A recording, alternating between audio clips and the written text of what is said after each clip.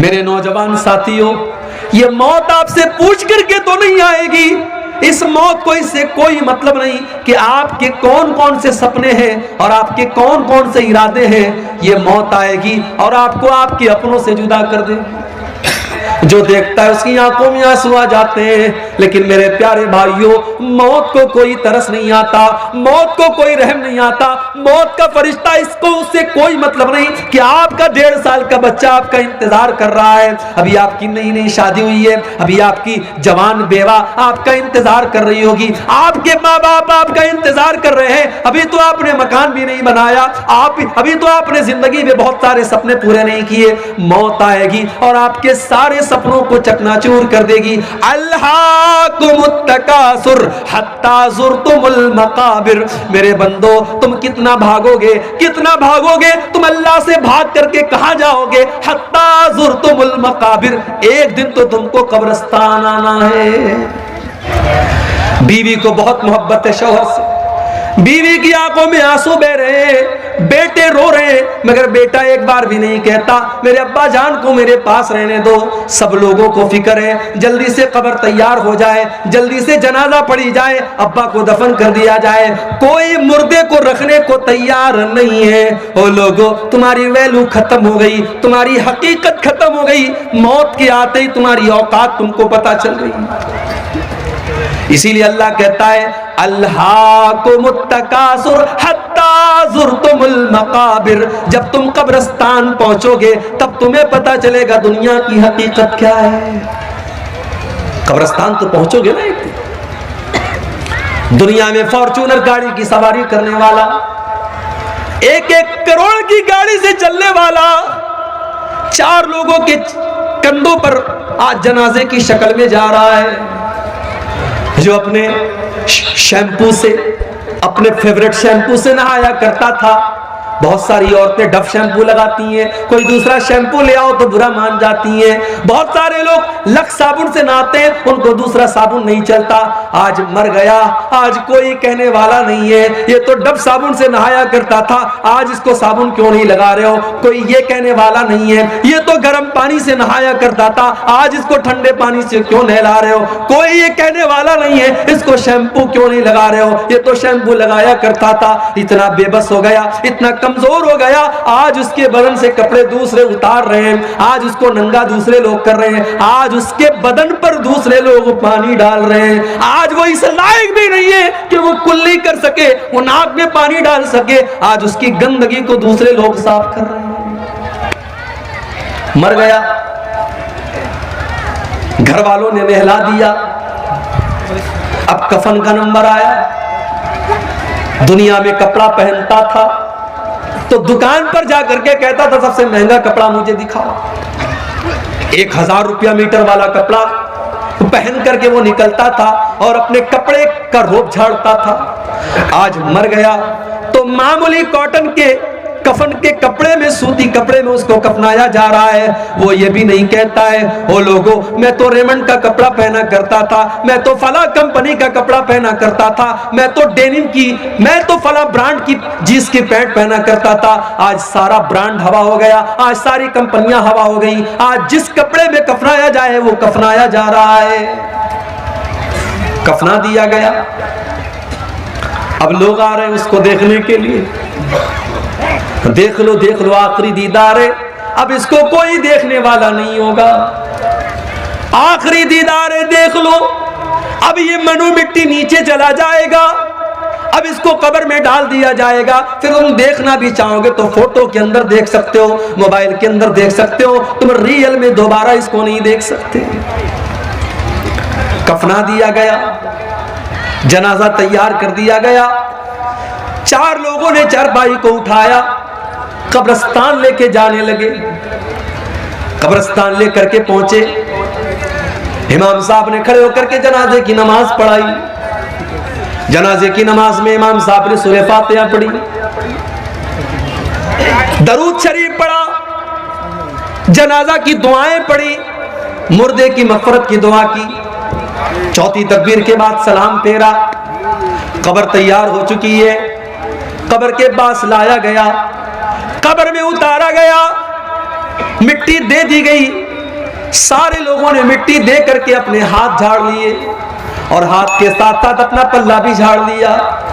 ये बता दिया, बेटे ने अपने बाप को मिट्टी दे करके ये बता दिया, अब्बा जान मैं आपका बेटा हूं, आपने मुझे पढ़ाया लिखाया, मेरे लिए जमीन जायदाद बनाई, मेरे लिए क्या क्या किया, मगर आज इस कब्र के अंदर मैं आपके काम आने वाला नहीं हूं। इस कब्र के अंदर जब मुनकर नकीर आपसे सवाल करेंगे तो अब्बा जान मैं आपके कोई काम नहीं आऊंगा। बीवी, जिस बीवी के जेवरात के लिए इसने सूद और ब्याज का धंधा भी किया था, इसने हराम कारोबार भी किया था और अपनी बीवी के कान और नाक और हाथों को जेवरात से भर दिया था, आज वो बीवी बैठ करके रो रही है और एक बार भी अपने शौहर से ये नहीं कह रही है कि मैं आपकी कब्र में आपकी मदद करने आऊंगी। वो आंसू तो बहा रही है मगर आपकी कब्र में आपके कोई काम नहीं आ रही है। हो लोगों, अगर इंसान सिर्फ अपनी मौत के ऊपर गौर करे उसे समझ में आ जाएगा ये दुनिया कितनी बेवफा है। वमल हयातुद दुनिया इल्ला मताउल गुरूर, ये दुनिया तो बेवफा है, ये दुनिया तो धोखे का सामान है। इस दुनिया को कोई मतलब नहीं कि आपकी आरज़ू क्या थी, आपके सपने क्या थे। आजकल तो जवान मौतें हो रही हैं। पहले यह था कि साहब आदमी 60 साल का हुआ, 70 साल का हुआ तब मौत होती थी, अब तो मौत तो हमेशा अपने टाइम पर ही आती है। हमको लगता है कि 60 साल में आदमी मर गया, 50 साल की उम्र में आदमी मर गया, मौत तो अपने टाइम पर आई है। इस वक्त जवान मौतें बहुत हो रही हैं। किसी को कैंसर हो गया, किसी को डेंगू हो गया, कोई एक्सीडेंट में मर गया। इलाहाबाद की सरजमीन हमारे यूपी के अंदर है। डॉक्टर मोहसिन नाम का एक नौजवान लड़का, हट्टा कट्टा खूबसूरत लड़का, 1 साल पहले मुझे जलसे में मिलता है। मैं मना करता हूं फिर भी मेरे साथ सेल्फी लेता है, अपना मोबाइल नंबर मुझे देता है, मुझसे कांटेक्ट में रहता है। कौम की खिदमत करने का जज्बा भी उसके अंदर है। 1 साल का पीरियड भी नहीं गुजरा, फेसबुक के ऊपर पोस्ट आती है डॉक्टर मोहसिन की, मुझे डेंगू हो गया है, मेरे हक में दुआ करें। 3 दिन के बाद मैसेज आता है, डॉक्टर मोहसिन का इंतकाल हो गया, उसकी मग़फ़िरत की दुआ करें। डॉक्टर मोहसिन ने क्या सोचा होगा, मैं इस जवानी की आलम में, जबकि अभी तो मेरी शादी भी नहीं हुई, मेरे माँ बाप ने मेरी शादी का सपना देखा था, मेरा रिश्ता तय हुआ था, मैं किसी का दामाद बनने वाला था। क्या डॉक्टर मोहसिन ने यह सोचा था कि आज मैं मौत के घाट उतर जाऊंगा और शादी का दिन भी मैं नहीं देख पाऊंगा, मैं दुनिया से इसी हाल में चला जाऊंगा। मेरे नौजवान साथियों, ये मौत आपसे पूछ करके तो नहीं आएगी, इस मौत को इससे कोई मतलब नहीं कि आपके कौन कौन से सपने हैं और आपके कौन कौन से इरादे हैं। ये मौत आएगी और आपको आपके अपनों से जुदा कर देगी। हमारे बड़े अच्छे दोस्त थे मौलाना अब्दुल रहमान साजिद सलफी, उत्तर प्रदेश के सिद्धार्थ नगर के रहने वाले, मुंबई में मस्जिद के इमाम हैं। तकरीर करने के लिए पूना जाते हैं, रात में तकरीर करके वापस लौट रहे, टैक्सी के ऊपर सवार हैं, एक्सीडेंट हो जाता है, इंतकाल हो जाता है, खूबसूरत चेहरा लहूलुहान हो जाता है, जो देखता है उसकी आंखों में आंसू आ जाते हैं। लेकिन मेरे प्यारे भाइयों, मौत को कोई तरस नहीं आता, मौत को कोई रहम नहीं आता, मौत का फरिश्ता, इसको उससे कोई मतलब नहीं कि आपका 1.5 साल का बच्चा आपका इंतजार कर रहा है, अभी आपकी नई नई शादी हुई है, अभी आपकी जवान बेवा आपका इंतजार कर रही होगी, आपके माँ बाप आपका इंतजार कर रहे हैं, अभी तो आपने मकान भी नहीं बनाया, अभी तो आपने जिंदगी में बहुत सारे सपने पूरे नहीं किए। मौत आएगी और आपके सारे सपनों को चकनाचूर कर देगी। अल्हाकुमुत्तकासुर हत्ता ज़ुरतुमुल मकाबिर, मेरे बंदो तुम कितना भागोगे, कितना भागोगे, तुम अल्लाह से भाग करके कहां जाओगे। हत्ता ज़ुरतुमुल मकाबिर, एक दिन तो तुमको कब्रिस्तान आना है। हम तो इतने बेरहम हो गए, हम तो कब्रिस्तान में भी बैठ करके मोबाइल पर गर्लफ्रेंड से बातें कर रहे हैं। हम तो इतने बेरहम हो गए कि कब्रिस्तान पर बैठ करके गीबत और चुगली हो रही है और कब्रिस्तान पे बैठ करके जुआ खेला जा रहा है और कब्रिस्तान में बैठ करके शराब पी जा रही है, हमें तो कब्रिस्तान में भी मौत याद नहीं आती। ओ लोगों, मेरे नबी को तो कब्र को देख करके मौत याद आ जाती थी। इब्ने माजा की रिवायत है, एक अंसारी सहाबी का जनाजा है, जनाजे को कब्र में उतारा जा रहा है। अल्लाह के प्यारे नबी अपने सहाबा के साथ कब्र के पास बैठे हुए हैं और आपकी आंखों से आंसू बहने लगते हैं और इतना रोते हत्ता बल्लसरा, वहां की जमीन आपके आंसुओं से भीग जाती है। उसके बाद आप कब्र की तरफ इशारा करके कहते हैं, लिमिस लिहाजा फआइतु या इखवानी, ऐ मेरे सहाबा इस कब्र की तैयारी करो, यहां तुमको आना है।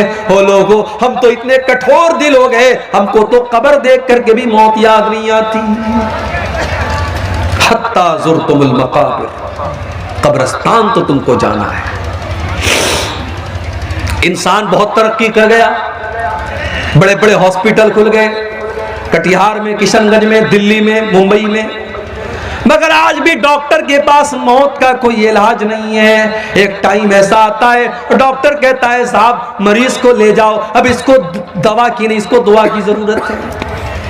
एक ऐसा टाइम आता है, डॉक्टर भी अपने, पुलिस वाला भी अपने सर की टोपी उतार देता है और डॉक्टर भी अपने सर का रुमाल खोल देता है और कहता है अब इनके पास, मेरे पास इनका कोई इलाज नहीं, इनकी मौत का टाइम आ चुका है। इसीलिए अल्लाह कुरान में सूरह वाक़िया के अंदर फरमाता है, कल्ला इज़ा बलगतिल हुल्क़ूम व अंतुम हीनइज़िन तंज़ुरून, मेरे बंदो जब मौत का टाइम आता है, जब रूह के निकलने का टाइम आता है, फलौला इज़ा बलगतिल हुल्क़ूम व अंतुम हीनइज़िन तंज़ुरून, तुम अपनी आंखों से देख रहे हो कि एक इंसान दुनिया से जा रहा है, उसकी मौत का टाइम करीब है। व नहनु अक़रबु इलैहि मिनकुम वलाकिन ला तुबसिरून, बीवी ये समझती है कि शौहर के सबसे करीब मैं बैठी हूँ, बेटा ये समझता है कि बाप के सबसे करीब मैं बैठा हूँ। अल्लाह कहता है कि तुमसे ज्यादा करीब तो हम हैं, उस मरने वाले से तुमसे ज्यादा करीब तो हम हैं, लेकिन तुमको नजर नहीं आता,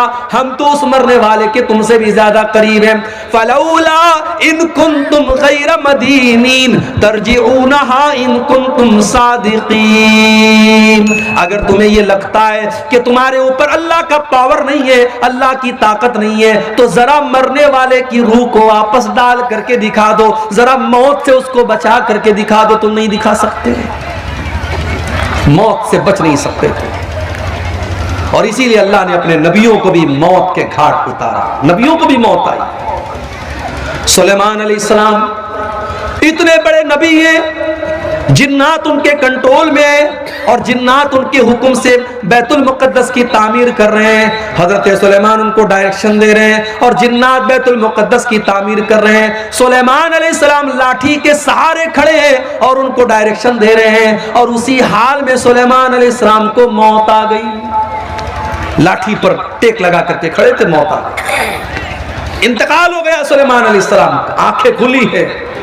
जिन्नात ये समझ रहे हैं कि सुलेमान अलैहिस्सलाम देख रहे हैं, वो फटाफट अपना काम कर रहे हैं। कुरान करीम में अल्लाह ने फरमाया, फलम्मा क़दैना अलैहिल मौता मा दल्लहुम अला मौतिही इल्ला दाब्बतुल अर्दि ताकुलु मिन साता, जब सुलेमान की मौत का फैसला हमने कर दिया तो जिन्नात को उनकी मौत के बारे में पता भी नहीं चला। वो तो उनकी लाठी को जब घुन के कीड़े ने खा लिया और लाठी कट करके गिर गई और सुलेमान अलैहिस्सलाम की डेड बॉडी जमीन पर आ गई। तब जिन्नात को पता चला कि उनको गैब के बारे में पता नहीं, उनको पता नहीं कि सुलेमान को मौत कब आई। सुलेमान अलैहिस्सलाम को भी मौत आई। और नबियों के सरदार और हमारी और आपके प्यारे नबी और आखिरी नबी जनाब मोहम्मद रसूलुल्लाह सल्लल्लाहु अलैहि वसल्लम को भी मौत आई। रबीउल अव्वल की 12 तारीख थी, सोमवार का दिन था। अल्लाह के नबी कई दिन से बीमार चल रहे थे। फजर की नमाज का टाइम है, अल्लाह के नबी को थोड़ी तबीयत बेहतर महसूस हुई। आपने अपने कमरे का पर्दा हटाया, सामने फजर की नमाज हो रही है। अबू बकर सिद्दीक नमाज पढ़ा रहे हैं और पीछे साहबा नमाज पढ़ रहे हैं। नबी अकरम ने अपने सहाबा को नमाज पढ़ते हुए देखा, आपके चेहरे पर मुस्कुराहट फैल गई। आपको लगा मेरा मिशन कामयाब है, मेरी मेहनत कामयाब है, मेरे सहाबा मेरे बाद भी नमाज को कायम रखेंगे। मेरे प्यारे साथियों, जा करके जरा अपनी मस्जिदों का जायजा लो। इस गांव के अंदर मुझे नहीं पता कितनी मस्जिदें हैं, जाओ जरा मस्जिदों में फजर की नमाज का जायजा लो। अगर ये बेचारे 70 साल वाले, 60 साल वाले, ये डंडा लेकर के चलने वाले बूढ़े अगर मस्जिद में जाना बंद कर दें तो शायद फजर की नमाज में ताला लग जाए मस्जिदों में, और फजर की नमाज में कोई मस्जिद को खोलने वाला ना हो। हम तो नमाज से इतने दूर हैं, कोई बात नहीं है, हमारा कारोबार चल रहा है, हमारी दुकान चल रही है, नमाज हो रही है, और मोहब्बत रसूल का दावा।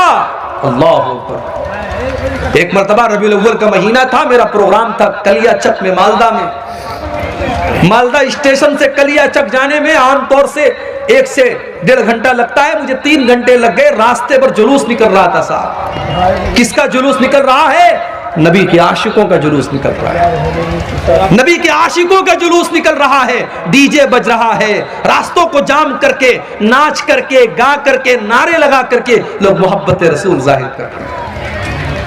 जिसको नबी से मोहब्बत होगी वो जुलूस नहीं निकालेगा, वो नाच गाना नहीं करेगा, वो डीजे नहीं बजाएगा, वो म्यूजिक नहीं बजाएगा। जिसको नबी से मोहब्बत होगी वो नमाज कायम करेगा, क्योंकि नबी को नमाज से बड़ी मोहब्बत थी। अल्लाह के नबी फरमाते जो इलत कुर्रतु ऐनी फिस्सलाह, नमाज मेरी आंखों की ठंडक है। नमाज का टाइम होता था, अल्लाह के नबी हजरत बिलाल से कहते थे या बिलाल अरहना बिस्सलाह, ऐ बिलाल जल्दी से नमाज खड़ी करो और मुझे मेरे दिल को सुकून पहुंचाओ। फजर की नमाज हो रही है, अल्लाह के नबी के चेहरे पर मुस्कुराहट फैल गई कि मेरे बाद भी मेरे सहाबा नमाज कायम करेंगे, मेरा मिशन चालू है, मेरा मिशन जारी है। नबी अकरम ने जुबान से कुछ नहीं कहा है, पर्दा हटाया है और दरवाजे पर आकर के खड़े हैं। सहाबा को अपने नबी से इतना प्यार था, उन्होंने महसूस कर लिया, उनको अपने नबी की खुशबू महसूस हो गई, उनको पता चल गया कि अल्लाह के नबी अपने दरवाजे पर आए हैं। सहाबा ने नमाज की हालत में अबू बकर सिद्दीक को इशारा करना शुरू किया कि अल्लाह के नबी आ चुके हैं, अब तुम पीछे आ जाओ, अल्लाह के नबी नमाज पढ़ाएंगे। हजरत अबू बकर ने पीछे हटने का इरादा भी किया, लेकिन अल्लाह के नबी ने इशारा किया कि नहीं नहीं तुम नमाज पढ़ाते रहो, और अल्लाह के नबी ने दोबारा पर्दा गिरा दिया। और सहाबा कहते हैं ये आखिरी नजर थी जो अल्लाह के नबी ने सहाबा पर डाली थी। फजर का वक्त था, फिर सूरज निकला, दिन चढ़ने लगा, चाश्त का वक्त आने लगा, और जैसे जैसे दिन चढ़ रहा है मोहम्मद रसूलुल्लाह की तकलीफ में इजाफा हो रहा है। अम्मा आयशा फरमाती है उसी सोमवार के दिन मेरे भाई अब्दुर्रहमान आए, वो मिसवाक कर रहे थे, अल्लाह के नबी की नजर पड़ गई, आपने इशारा किया कि मैं भी मिसवाक करना चाहता हूं। अम्मा आयशा ने अपने भाई से मिसवाक को लिया और मिसवाक को अपने दांतों से नरम किया ताकि अल्लाह के प्यारे नबी को मिसवाक करने में तकलीफ न हो। बीवी वो होती है जिसको शौहर की तकलीफ का इतना एहसास है। शौहर बीमार है तो अम्मा आयशा ने मिसवाक को नरम किया ताकि मेरे नबी को, मेरे शौहर को तकलीफ न हो, आसानी से मिसवाक कर सके। और अम्मा आयशा फरमाती हैं ये मेरे लिए फख्र की बात थी कि अल्लाह के नबी के आखिरी टाइम में मेरा लुआब अल्लाह के नबी के लुआब के साथ मिल गया। मैंने मिसवाक को नरम किया और अल्लाह के नबी को दिया, और आपने उसी मिसवाक से अपने दांतों को साफ किया। इसीलिए उलमा कहते हैं अगर किसी को ये एहसास हो कि मेरा आखिरी टाइम है तो आखिरी टाइम में मिसवाक करना चाहिए, ये भी अल्लाह के रसूल की सुन्नत है। मिसवाक किया आपने, बेचैनी बढ़ने लगी।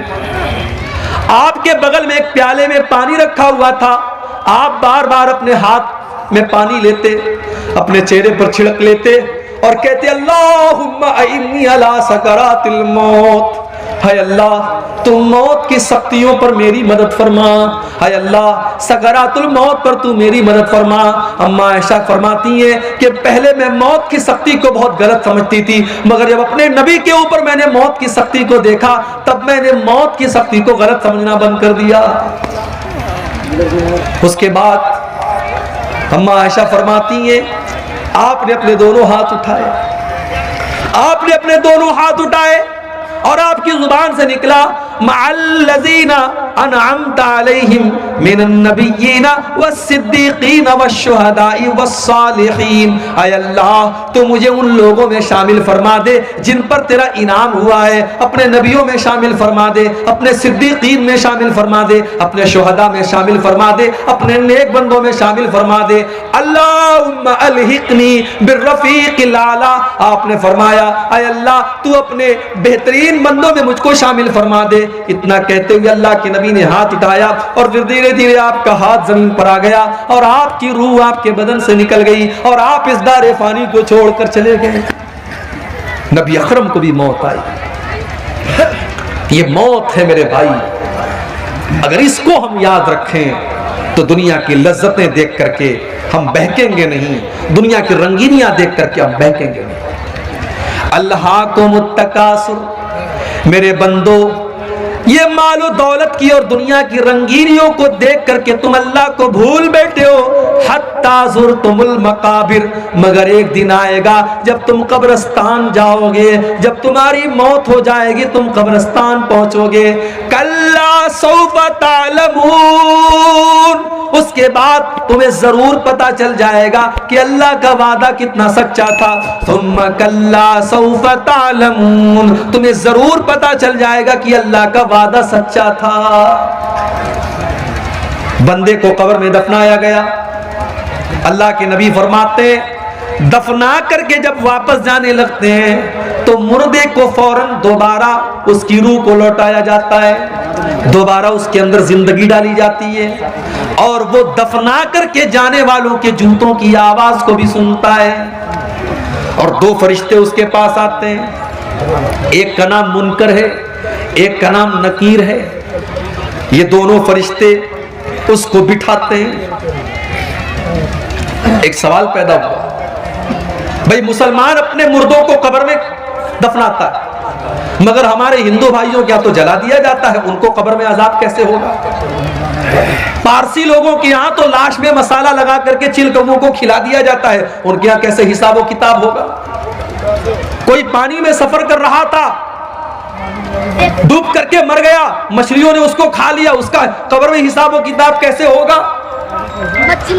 कोई फ्लाइट में सफर कर रहा था और फ्लाइट में हादसा हो गया और फ्लाइट में जितने लोग थे सब मर गए, चिथले उड़ गए, उनका हिसाब व किताब कैसे होगा कब्र के अंदर?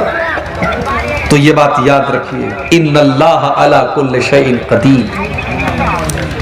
ये सवाल हमारे लिए पैदा होता है कि हमारे लिए ये काम संभव है कि नहीं है, मुमकिन है कि नहीं है, पॉसिबल है कि नहीं है। अल्लाह के लिए सब कुछ पॉसिबल है। अल्लाह जिस हाल में चाहेगा और जहां चाहेगा वहां कब्र का जो मामला होगा वो होगा। मेरे भाई, मुसलमान के मुर्दों को कब्र के अंदर अजाब और सवाब जो होगा वो मिलेगा। गैर मुस्लिम जिनको जला दिया जाता उनका भी हिसाब व किताब होगा, पारसियों का भी हिसाब व किताब होगा, फ्लाइट के अंदर जलने वालों का भी कब्र का मामला होगा। अब उनका कैसे मामला होगा उसकी हकीकत हम नहीं जानते, लेकिन होगा, हमारा उसके ऊपर ईमान है।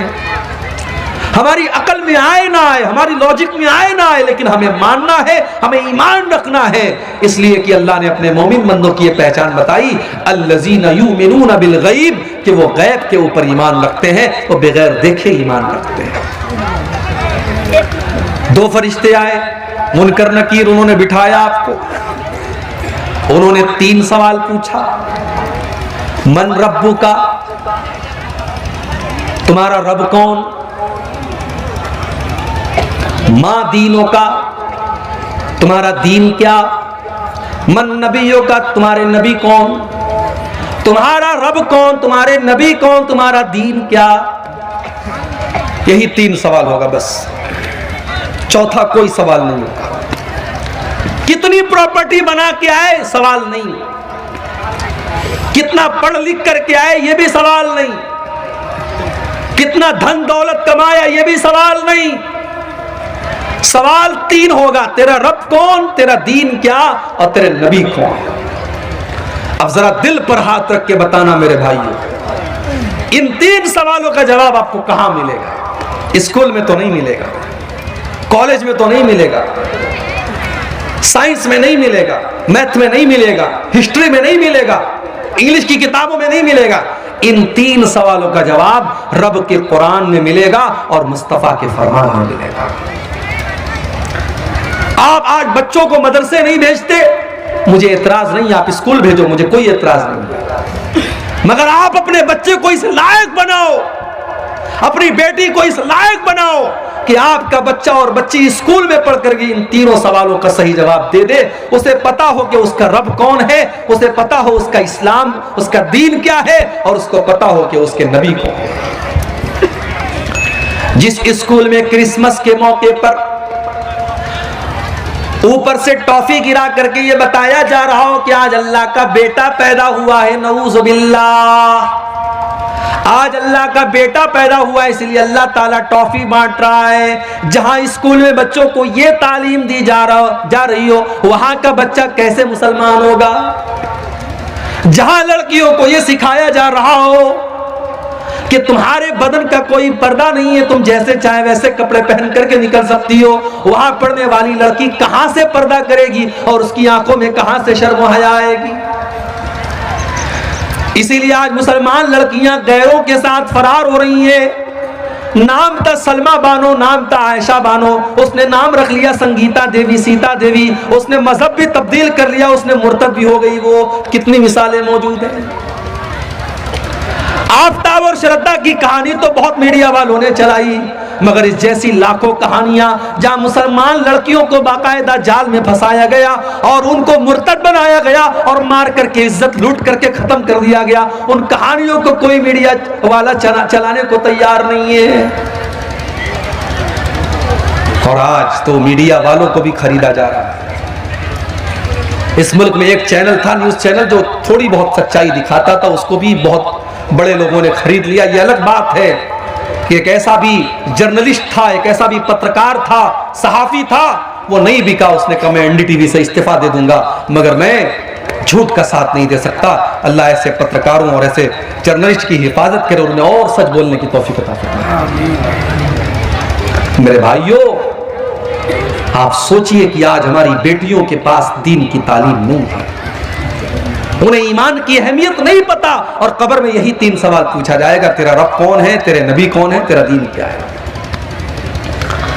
अच्छा, अगर हम दुनिया में रट लें मेरा रब अल्लाह है, मेरा दीन इस्लाम है, मेरे नबी मोहम्मद है, रटने से काम नहीं चलेगा। रटना नहीं है। अगर आप चाहते हैं कि कब्र में आपके मुंह से सही जवाब निकले तो आपको अल्लाह वाली जिंदगी गुजारनी पड़ेगी। अगर आप चाहते हैं कि कब्र में आपके मुंह से निकले मेरा दीन इस्लाम है, तो आपको इस्लाम पर चलना पड़ेगा। आपकी जिंदगी इस्लाम वाली होगी तब कब्र में सही जवाब निकलेगा। अगर आप चाहते हैं कि कब्र में जब फरिश्ता पूछे तेरे नबी कौन है और आपके मुंह से ये निकले मेरे नबी मोहम्मद सल्लल्लाहु अलैहि वसल्लम है, तो आपको अल्लाह के नबी के तरीके पर जिंदगी गुजारनी पड़ेगी। जो बंदा मोमिन होगा, जिसने ईमान वाली जिंदगी गुजारी होगी, वो इन 3 सवालों का सही जवाब देगा। वो कहेगा मेरा रब अल्लाह है, मेरा दीन इस्लाम है, मेरे नबी मोहम्मद है। फरिश्ता पूछेगा वमा युदरीका, तुझे इन 3 सवालों का जवाब कैसे पता चला? बंदा कहेगा करातु किताब अल्लाह, मैंने कुरान को पढ़ा था, मैंने हदीसों को पढ़ा था, मैंने अल्लाह और उसके रसूल की बातों को पढ़ा था। आज कौन पढ़ता है? कौन पढ़ता है कुरान को? पहले तो बूढ़ी औरतें घर में रहती थी, वो बेचारी सुबह सुबह कुरान पढ़ती थी। अब तो वो बूढ़ियां भी खत्म हो गई। अब की तो औरतें वो हैं कि सुबह को वो उठती हैं तो मोबाइल पर सीरियल देखती हैं, पहले रात को बिस्तर पे सोने लगती है तो सीरियल देखती है। नौजवान को गाना सुनने से फुर्सत नहीं, बुढ़ों को गाना सुनने से फुर्सत नहीं। आज हमारे घरों में कुरान कौन पढ़ता है? मेरे भाई, अपने दिल पर हाथ रख करके बताओ कि आखिरी टाइम आपने कुरान को कब पढ़ा? हमने कुरान के साथ बहुत नाइंसाफी की है। और कल कयामत के दिन अल्लाह के नबी हमारा गिरबान पकड़ेंगे और अल्लाह के नबी कयामत के दिन अल्लाह की बारगाह में कहेंगे वक़ाल रसूल या रब इन्न कौमी इत्तखज़ू हाज़ल कुरान महजूरा। अल्लाह के रसूल कहेंगे ऐ अल्लाह, मेरी इस कौम ने कुरान को छोड़ दिया था, कुरान को छोड़ दिया था। कब्र में 3 सवालों का जवाब देने वाला कहेगा मैंने कुरान को पढ़ा था। और जो इंसान काफिर था मुनाफिक था, इस्लाम पर नहीं चलता था, उसके मुंह से सही जवाब नहीं निकलेगा, वो चाह करके भी सही जवाब नहीं दे पाएगा, उसके मुंह से बस एक ही जवाब निकलेगा, हा हा ला अदरी, हाय हाय मैं नहीं जानता। फरिश्ता कहेगा तू नहीं जानता इसलिए कि माँ दरईता व माँ तलईता, ना तूने इल्म हासिल किया, ना तूने कुरान पढ़ा, ना तूने हदीस पढ़ी, ना तूने उलमा से इल्म हासिल किया, ना तू मदरसे गया, ना तूने उलमा से सीखा, ना तो तूने इल्म हासिल किया, ना तूने खुद पढ़ने की कोशिश की। तो अल्लाह ने फरमाया कल्ला सौफ तालमून, अन करीब तुम जान जाओगे। सुम्मा कल्ला सौफ तालमून, तुम जरूर जान जाओगे अपनी हकीकत को। कल्ला लौ तालमून इल्मल यकीन, मेरे बंदो अगर तुम यकीन की नजर से कब्र का मंजर देख लो तो अपने मुर्दों को दफनाना बंद कर दोगे। अगर कब्र के अंदर जो अजाब हो रहा है, अगर वो अजाब हमारी आंखों के सामने आ जाए मेरे भाई, तो कोई अपने बाप को कब्रिस्तान लेके नहीं जाएगा, कोई अपने बेटे को कब्रिस्तान लेके नहीं जाएगा। अल्लाह के नबी फरमाते हैं कि अगर मुझे इस बात का डर ना होता कि तुम अपने मुर्दों को दफनाना बंद कर दोगे, तो मैं अल्लाह से दुआ करता कि वो अजाब कब्र की आवाज तुमको सुना दे। लेकिन हम सुन लेंगे तो मुर्दों को दफनाना बंद कर देंगे। कल्ला लौ तालमून इल्मल यकीन, मेरे बंदो अगर तुम यकीन की नजर से कब्र के अजाब को देख लो, अल्लाह के अजाब को देख लो, तो तुम्हारा क्या हाल होगा। लतरबुन्नल जहीम, तुम जरूर जहन्नम को देखोगे। जहन्नम, हाय हाय, अब ये पूरा टॉपिक है कि जहन्नम कैसी है और क्या है। कभी इंशाअल्लाह आपके इलाके में मौका मिला तो तकरीर इस पर होगी कि जहन्नम कैसी हो। इतना समझ लीजिए कि तकलीफ और टॉर्चर की आखिरी हद है जहन्नम। जहन्नम वो जगह है जहां आप मौत की आरजू करेंगे मगर मौत नहीं मिलेगी। जहन्नम वो जगह है जो अल्लाह ने अपने नाफरमानों के लिए सजा के तौर पर तैयार करके रखी है। कुल्लमा नज़िजत जुलूदुहुम बद्दलनाहुम जुलूदन गैरहा लियज़ूक़ुल अज़ाब, जब जहन्नमियों के चमड़े जहन्नम की आग में जलने लगेंगे तो हम उनके ऊपर नया चमड़ा चढ़ा देंगे ताकि बार बार जलने की तकलीफ उनको महसूस हो। जहन्नमियों को आग का बिस्तर दिया जाएगा।